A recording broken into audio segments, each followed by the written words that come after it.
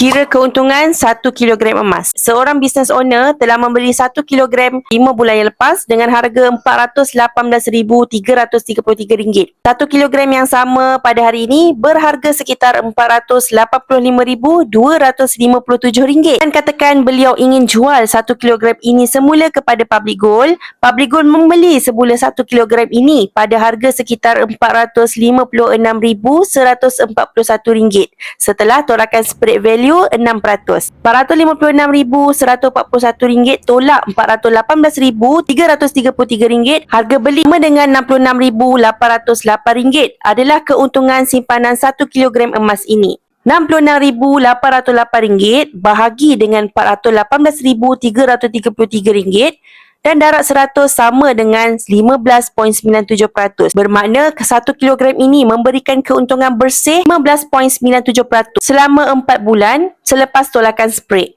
Dan keuntungan ini tidak memerlukan business owner tersebut untuk membuat apa-apa pun. Beliau hanya perlu pastikan emas disimpan di tempat yang selamat, seperti dalam peti besi atau sewa safe deposit box. Simpanan selama 4 bulan masih belum cukup tempoh untuk beliau membayar zakat. Berbeza jika anda beli emas 1 gram pada Januari dengan harga RM418. Jika beliau jual emas 1 gram ini setelah tolakan spread 9%, beliau akan dapat sekitar RM451. Keuntungan sekitar RM33 sahaja. Di sini anda boleh nampak dari sudut pelaburan emas, anda perlukan jumlah gram emas yang lebih besar seperti gold bar 250 gram dan 1 kilogram. Tapi jika bajet belian anda kurang daripada ini, anda adalah seorang penyimpan. Dan penyimpan emas yang berjaya adalah apabila mereka menyimpan secara konsisten. Hana bantu mulakan tabungan emas di Public Gold. Boleh bermula sama ada dengan RM100 atau 1 gram. Puan boleh rujuk pin video di profil Hana. Hana akan bantu dan bimbing sebaiknya.